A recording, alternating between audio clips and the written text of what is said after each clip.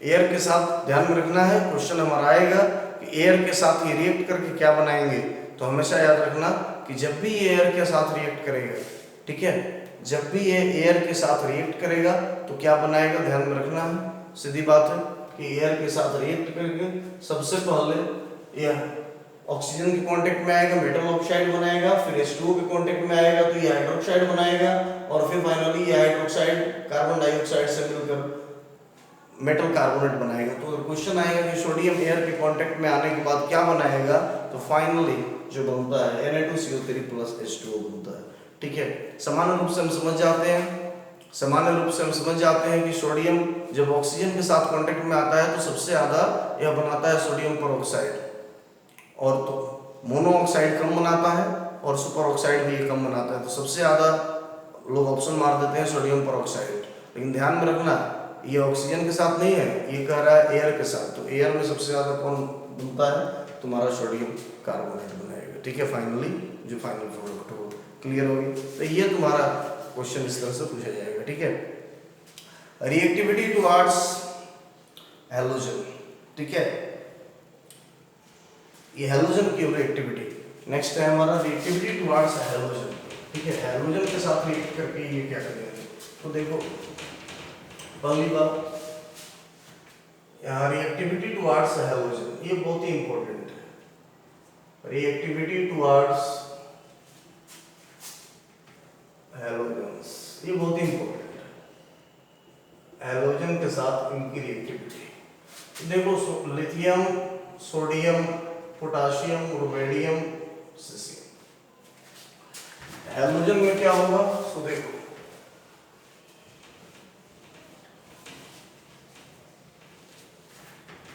ये बहुत ही important topic है। हैलोजन में X2 और यहाँ M मान लेते हैं इनको। ठीक है, तो देखो F2 Cl2 Br2 I2। तो पहला तो क्वेश्चन हमारा यही होता है कि इनमें सबसे ज्यादा रिएक्टिव कौन होगा, किसी हैलोजन की हो। तो ऊपर से नीचे आओगे तो इनकी रिएक्टिविटी टुवर्ड्स हैलोजन बढ़ेगी। रिएक्टिविटी टुवर्ड्स हैलोजन,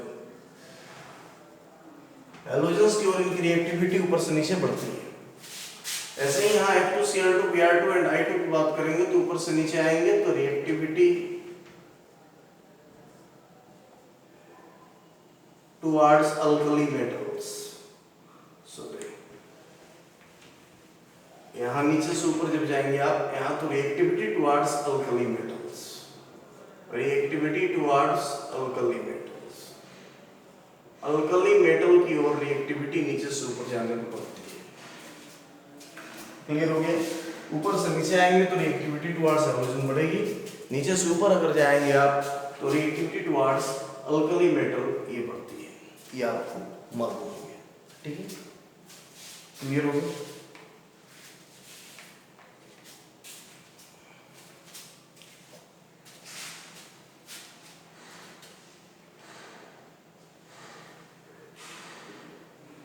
अब देखो, अगर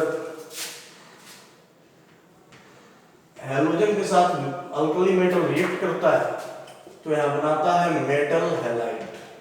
क्या बनता है यहाँ, मेटल हैलाइड बनता है। क्लियर। अब कोई भी देखो, अगर मेटल हैलाइड की बात करो आप, तो आयोनिक कैरेक्टर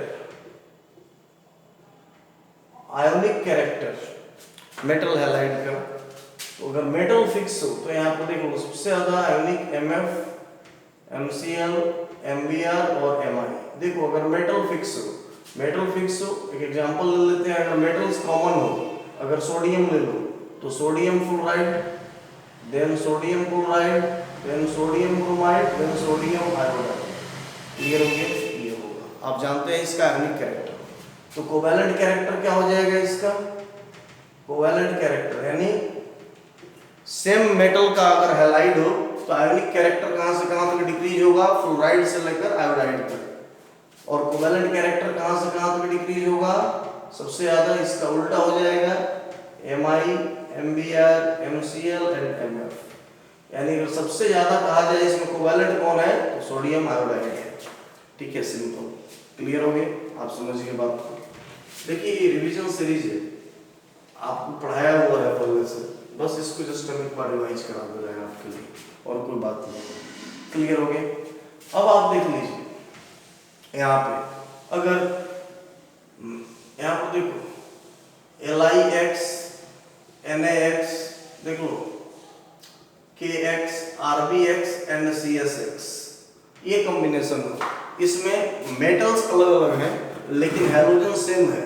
ऐसे केस में आयनिक कैरेक्टर ऊपर से नीचे आता है, ठीक है, यानी सबसे ज्यादा CXX, ठीक है, सबसे कम आयनिक LIX, और कोवेलेंट नीचे से ऊपर जाएगा, क्योंकि ये डिपेंड करेगा मेटल कैटायन के साइज के ऊपर। आप याद करो फजांस रूल में हमने पढ़ाया था आपको, larger cation and smaller anion is the favourable condition for ionic bond. Ionic bond के लिए ये फेवरेबल होता है। तो larger cation and smaller anion, अगर जहां पास में लो एनायन फिक्स हो तो कैटायन का साइज देख लेंगे, कैटायन का साइज बढ़ेगा आयनिक कैरेक्टर बढ़ेगा। जहां कैटायन फिक्स हो वहां एनायन देख लेंगे। जब एनायन का साइज देख लो, स्मॉलर एनायन है तो एनायन का साइज जहां सबसे कम होगा वो अच्छा आयनिक होगा। क्लियर? तो ये बात ध्यान में रखना है बस। ये भी आपका हो गया।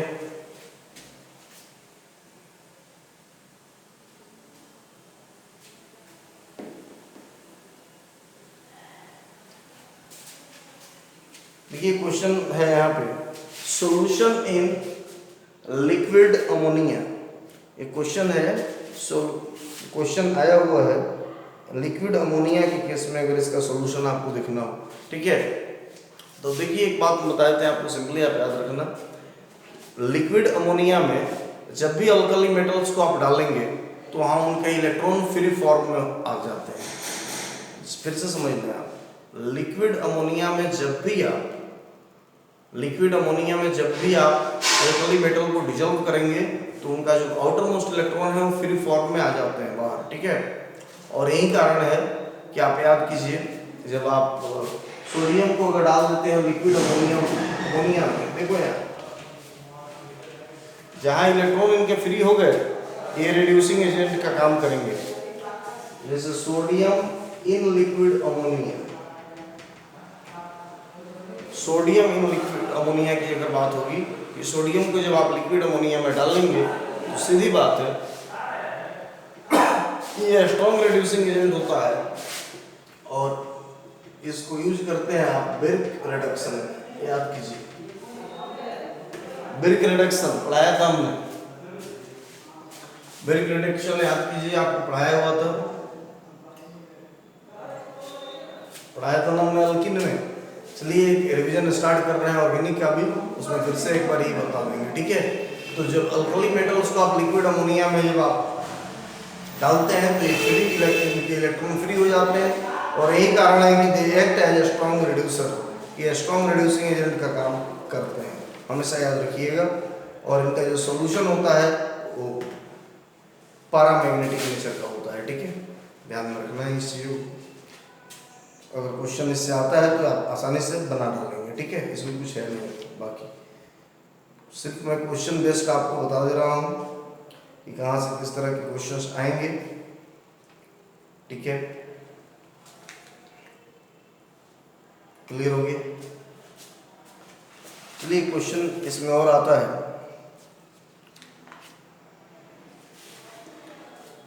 क्लियर। हाँ एक क्वेश्चन और है जो इम्पोर्टेंट क्वेश्चन है, देखो ये इम्पोर्टेंट क्वेश्चन है, अभी क्वेश्चन को अगर ध्यान दिया बहुत ही इम्पोर्टेंट क्वेश्चन है जो अल्कली मेटल्स हैलाइड के साथ है। देखो आप जानते हो कि जब यहाँ पर एक बात बताते हैं आपको, बहुत ही इम्पोर्टेंट क्वेश्चन है,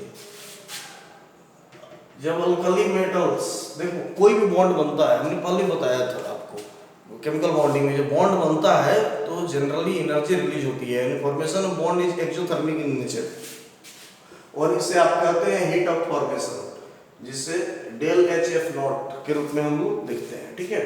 ध्यान में रखना इस बात को, बहुत ही इंपॉर्टेंट है, ये बहुत ही इंपॉर्टेंट चीज़ है, ठीक है। अभी क्वेश्चन ध्यान में आया, सामने क्वेश्चन है तो मुझे लगा कि इसको बताना चाहिए, बहुत ही इंपॉर्टेंट है, ठीक है। इसमें असाइनमेंट पे, हमारे असाइनमेंट में क्वेश्चंस भी हैं और इस पर क्वेश्चन पूछे भी गए हैं। देखो कैसे, जब अल्कली मेटल रिएक्ट करता है हाइड्रोजन के साथ तो मेटल हैलाइड बनाता है, ठीक है, अल्कली मेटल हैलाइड का फॉर्मेशन होता है और यहाँ से ट्रिमेंडस हीट रिलीज होता है जिसको हीट ऑफ फॉर्मेशन कहते हैं। इसको क्या कहते हैं? Heat of formation, heat energy release होती है।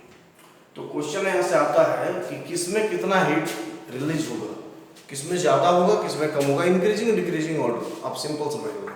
तो देखिए, अगर बहुत ही आसान तरीके से हम आपको बता दे रहे हैं, अगर डेल एच एफ नॉट है, देख लेंगे, अगर मेटल फिक्स कर दो, मेटल तुम फिक्स कर दो, किसी भी मेटल को ले लो और हैलोजन को वेरी कराओ, तो सबसे ज्यादा heat of formation metal fluoride में, then metal chloride, metal bromide, metal iodide, ध्यान में रखना, ठीक है।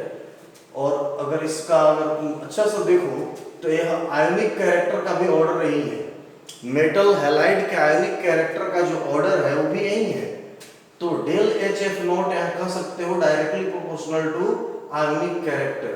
फिर से समझ लो, अगर मेटल फिक्स हो, मेटल अगर फिक्स हो जाए तो एक मेटल के अगर डिफरेंट हैलाइड दिए हों तो सबसे ज्यादा हीट ऑफ फॉर्मेशन रिलीज होता है मेटल फ्लोराइड में, सबसे कम मेटल आयोडाइड में। देखो, ठीक है, यानी इसमें अगर टेक्निक या अगर ट्रिक याद रखना हो तो याद रखना del H F not directly proportional to ionic character of metal. किसके केस में? अगर मेटल सेम हो तो आयोनिक कैरेक्टर के डायरेक्टली प्रोपोर्शनल होता है हीट ऑफ फॉर्मेशन। सबसे ज्यादा मेटल फ्लोराइड में हीट ऑफ फॉर्मेशन रिलीज होता है और सबसे कम मेटल आयोडाइड में। देखो, बिल्कुल सीधा क्वेश्चन, ठीक है, बहुत एब्स्ट्रैक्ट, कोई दिक्कत नहीं होनी चाहिए। क्लियर हो गया? एग्जाम्पल के तौर पे अगर मान लो तुम्हें दिया हुआ रहेगा लिथियम फ्लोराइड, लिथियम का फ्लोराइड, क्लोराइड, ब्रोमाइड, आयोडाइड तो है, तो लिथियम का lithium fluoride, lithium chloride, lithium bromide and lithium iodide, ये दिया हुआ। मेटल इसमें सेम है, हैलोजन अलग अलग है, तो हीट ऑफ फॉर्मेशन सबसे ज्यादा यहाँ होगी। इसका आयोनिक कैरेक्टर भी देखोगे तो यही होगा, ध्यान में रखना। ऐसे ही अगर सोडियम के केस में भी पूछे, जैसे सोडियम क्लोराइड पूछ देगा, सोडियम क्लोराइड देगा, सोडियम ब्रोमाइड देगा, सोडियम आयोडाइड देगा, देखो इसमें मेटल सेम है, सिर्फ हैलोजन चेंज हो रहा है, तो सबसे ज्यादा डेल एच एफ नॉट यहाँ होगा। ये पूछता है क्वेश्चन, ठीक है, आयोनिक कैरेक्टर भी सबसे ज्यादा इसका होगा, कोई दिक्कत नहीं होनी चाहिए, ठीक है। अब देखो, लेकिन अगर मेटल अलग अलग हो और हैलोजन सेम हो, मेटल डिफरेंट हो, हैलोजन सेम हो, तो उनका ऑर्डर थोड़ा चेंज होता है और इम्पोर्टेंट होता है। जो चेंजिंग होती है वो इम्पोर्टेंट चेंजिंग है, ध्यान में रखनी है।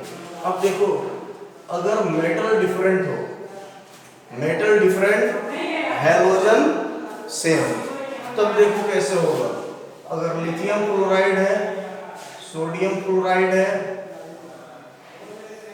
Sodium chloride, potassium chloride, rubidium fluoride and caesium fluoride, ध्यान में रखो, lithium chloride, sodium chloride, potassium chloride, rubidium chloride and caesium fluoride, ये तुम्हारा ऑर्डर, ठीक है। देखो,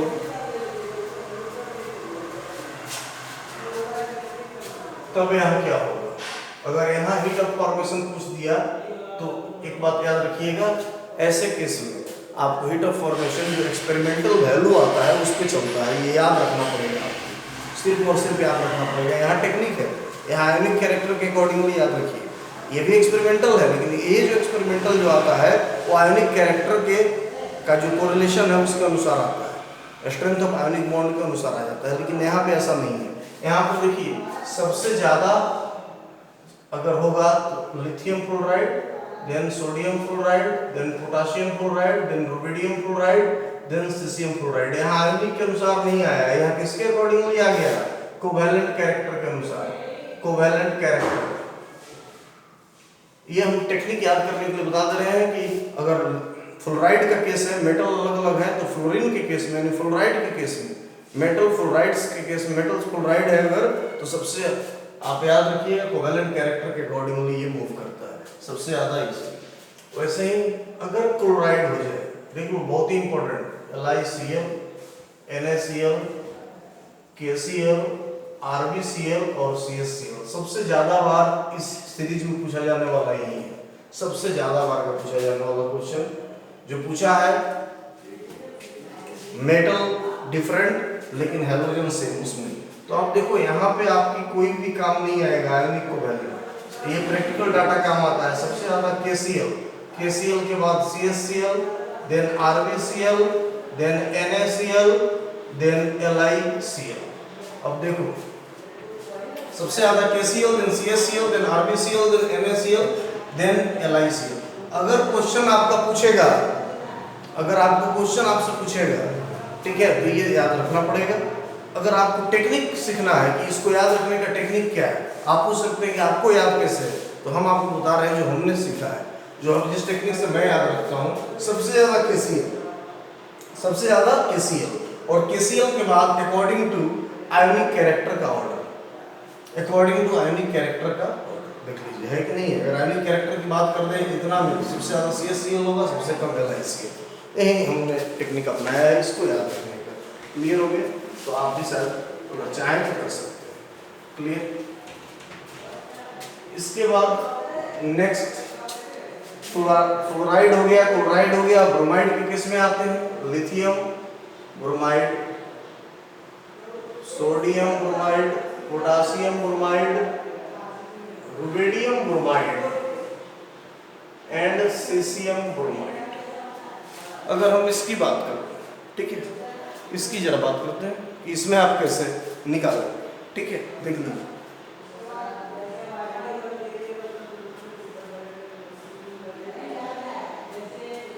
क्लियर हो गया? देख लीजिए हो गया। अब यहाँ पे डेल HF नॉट, ये कंप्लीट प्रैक्टिकल डाटा है, आपको याद रखना पड़ेगा।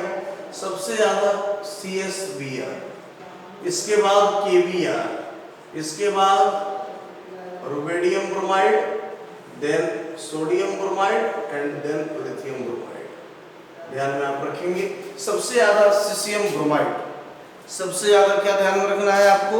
सीसियम ब्रोमाइड, उसके बाद potassium bromide, then rubidium bromide, then sodium bromide and finally आपको लिथियम ब्रोमाइड। ये प्रैक्टिकल डाटा है, आपको थोड़ा प्रैक्टिकली याद रखना पड़ेगा, यानी सीधी बात रटना पड़ेगा। ठीक है, नेक्स्ट अगर बात करें हम आयोडीन का केस, आयोडाइड का केस, तो lithium iodide, sodium iodide, potassium iodide, rubidium iodide and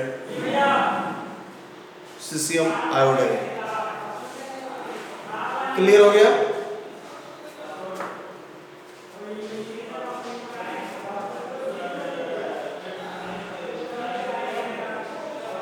clear, देख लीजिए।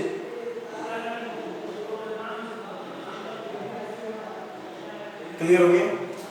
अब इसमें अगर आपको हम कर दें तो देखिए, हो गया, लिख लिया आपने? चलिए देखिए, तो इसमें सबसे ज्यादा caesium iodide, then rubidium iodide, then potassium iodide, then sodium iodide, then lithium iodide. देखो तो इसमें आयोनिक कैरेक्टर के डायरेक्टली प्रोपोर्शनल आ रहा है, परसेंटेज आयोनिक कैरेक्टर के डायरेक्टली प्रोपोर्शनल। ठीक है, आयोनिक कैरेक्टर के डायरेक्टली प्रोपोर्शनल आ रहा है। तो मैंने बता दिया पहले भी कि अगर मेटल फिक्स हो, हैलोजन डिफरेंट हो, मेटल फिक्स हो, हैलोजन डिफरेंट हो, तो आयोनिक कैरेक्टर के directly proportional heat of formation होता है, यानी Mf से लेकर Mi तक। एक ही मेटल के डिफरेंट हैलाइड हो तो आयोनिक कैरेक्टर के अकॉर्डिंगली डिक्रीजिंग ऑर्डर में अरेंज कर देना है हीट ऑफ फॉर्मेशन। ठीक है, लेकिन अगर मेटल डिफरेंट हो और हैलोजन सेम हो, मेटल डिफरेंट हो और हैलोजन सेम हो, ऐसे केस में आप कैसे अरेंज करोगे? लिथियम का केस है तो कोवैलेंट कैरेक्टर के अकॉर्डिंगली याद रखना। अगर ठीक है, लिथियम का अगर केस है तो कोवैलेंट कैरेक्टर के अकॉर्डिंगली याद रखना। अगर पोटाशियम, यहाँ पर देखो, सॉरी हमने बताया लिथियम का केस, लिथियम के अलावा भी है इसमें डिफरेंट है। देखो अगर केस हो तुम्हारा फ्लोरीन का, फ्लोराइड का, ठीक है, तो याद रखना कोवैलेंट कैरेक्टर के अकॉर्डिंगली। अगर केस हो तुम्हारा क्लोराइड का, ठीक है, यानी क्लोरीन का केस हो, तो सबसे पहले KCl और KCl के बाद अकॉर्डिंग टू आयोनिक कैरेक्टर। देखो KCl के बाद अकॉर्डिंग टू आयोनिक कैरेक्टर। अगर केस हो ब्रोमीन का तो इसको याद रखना, ये किसी केस पे नहीं आता, तुमको याद रखना पड़ेगा। सबसे ज्यादा CSBr, then KBr, then RbBr, then sodium bromide, then lithium bromide. अगर केस हो तुम्हारे पास आयोडीन का, ठीक है, मेटल आयोडाइड्स हो, अगर मेटल आयोडाइड्स हो तो आयोनिक कैरेक्टर पर याद रखना। क्लियर हो गया। सबसे ज़्यादा लिथियम आयोडाइड, सीसियम आयोडाइड और सबसे कम लिथियम आयोडाइड। क्वेश्चन खूब पूछे जाते हैं इस सीरीज में यानी metal different halogen salt, metal different halogen salt इस सीरीज में सबसे ज़्यादा बार पूछा जाने वाला कोई क्वेश्चन है तो वो है ये। देख लेना क्वेश्चन में बहुत बार पूछा हुआ है, मेरे सामने भी क्वेश्चन है, बहुत जगह पूछा हुआ है। ठीक है, क्लियर हो गया। अब इसके बाद एक इंपॉर्टेंट चीज,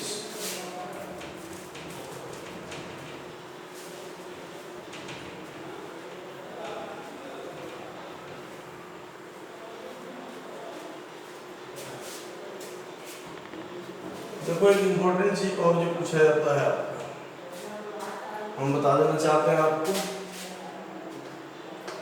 देखो मेटल कार्बोनेट हो जाए,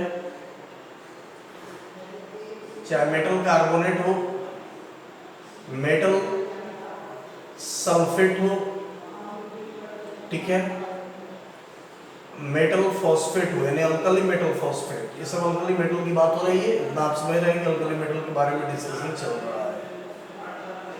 ठीक है, देखो क्लियर हो गया। या परक्लोरेट हो, कार्बोनेट, सल्फेट, फॉस्फेट और परक्लोरेट, क्लियर हो गया। एम क्या है, अल्कली मेटल्स है, क्लियर। इन सभी के केसेस में metal carbonate, metal sulphate, metal phosphate और मेटल क्लोरेट, इन सभी को हमें देखना है। तो अब देख लो आप, अगर lithium carbonate, sodium carbonate, potassium carbonate, rubidium carbonate and caesium carbonate, ऐसे ही अगर हमें देखना हो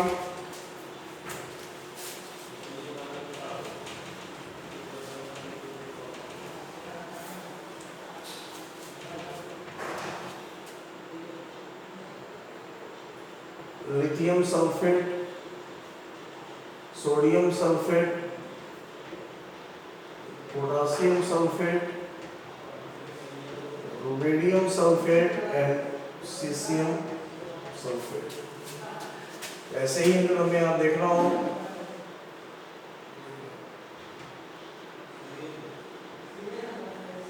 lithium phosphate, sodium phosphate, potassium phosphate,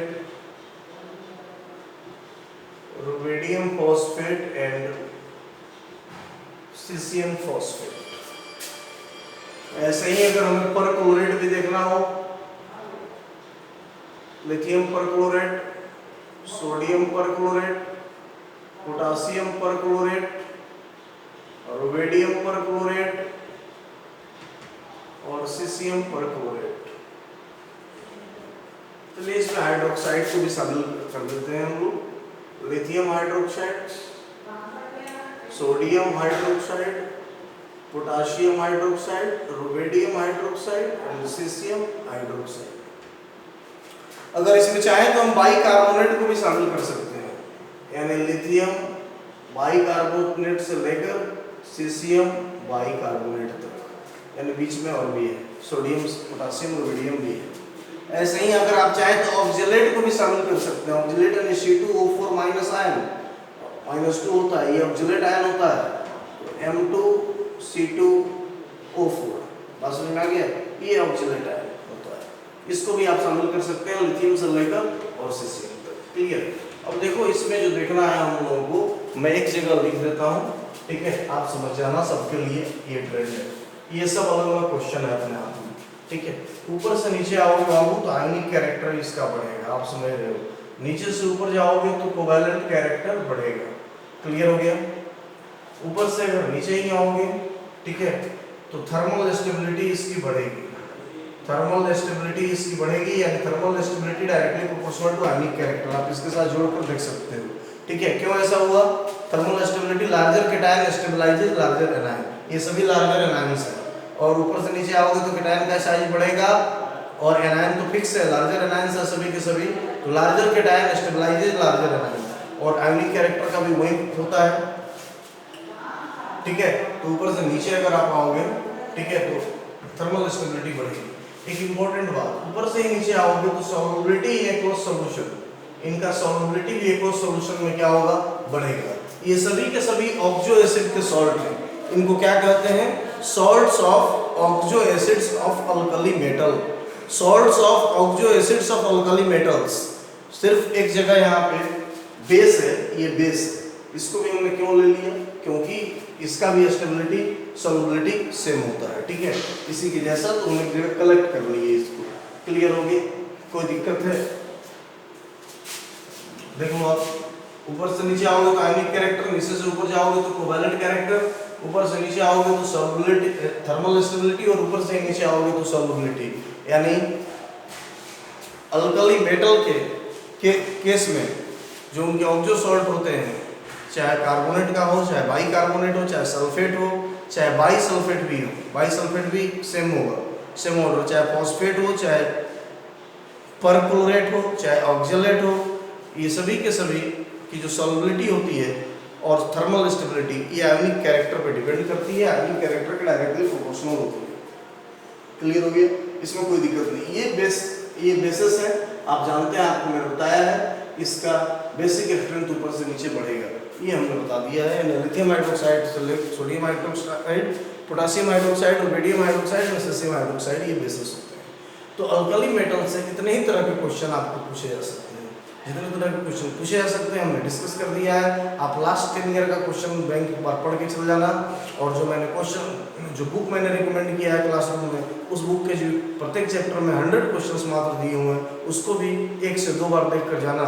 और जो मैंने आज बताया है, सबसे पहले मेरा नोट्स, ठीक है, सेकंड में क्वेश्चन बैंक, एंड थर्ड में जो बुक मैं रिकमेंड करता हूँ, ठीक है, और मेरा असाइनमेंट अगर है तो बस यही थोड़ा फोकस करके जाना, सारे क्वेश्चन आपके हिट हो जाएंगे। बात रही अल्कलाइन अर्थ मेटल्स की, उसको हम नेक्स्ट क्लास में रिवाइज करेंगे, और इस तरह आपका करके मैं प्रयास कर रहा हूँ कि टोटल रिविजन में करा दूँ इस लॉकडाउन के पीरियड में भी, ठीक है, जिससे कि आपका एग्जाम जो हो रहा है वो अच्छे से जाएगा। आप बिल्कुल इसी तरह कूल रहिए, खुश रहिए और पढ़ते रहिए, ठीक है, अच्छा रिवीजन आपका हो गया, और आगे भी ऐसे ही होता रहेगा, ठीक है। तब तक आप क्वेश्चन इसको बनाएं, फिर नेक्स्ट लेक्चर में हम लोग आगे बढ़ेंगे।